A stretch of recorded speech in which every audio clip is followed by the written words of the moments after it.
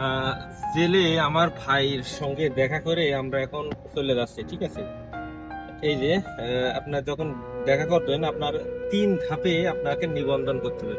প্রথমে আপনার পুলিশই আপনারে কোথায় যাবে জিজ্ঞেস করবে, তারপরে আপনারে লোকেশন দেখা যাবে যে এইভাবে এইভাবে যাবে, ঠিক আছে।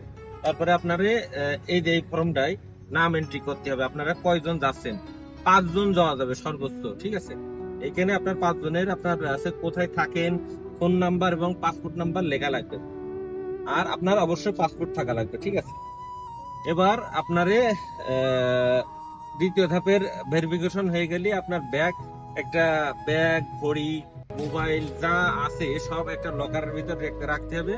ওখানে রেখে তারপরে আপনি ভিতরে প্রবেশ করতে পারবেন। ভিতরে প্রবেশ করে ফিল্ম স্টারি দেখেন না, অনেক ফিল্মে আপনার গ্লাসের ওই পাশে কয়েদি থাকে আর বাইরে যে কথা বলবে সে থাকবে।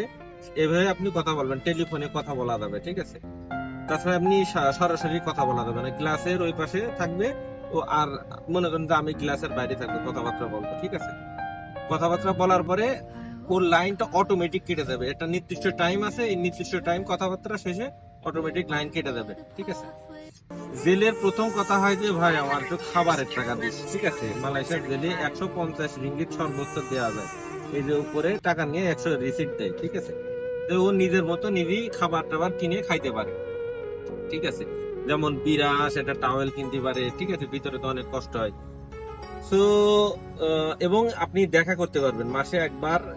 আপনি আপনার ভিতরের দিকেও থাকে তাহলে দেখা করতে পারবেন। দয়া করে ভিডিওটা শেয়ার করে দেবেন। অনেকের মালয়েশিয়ায় এরকম বিপদের সম্মুখীন হয়েছে, অনেক কারণ আছে, অনেকে এই তথ্য না জানার কারণে দেখা করতে পারে না।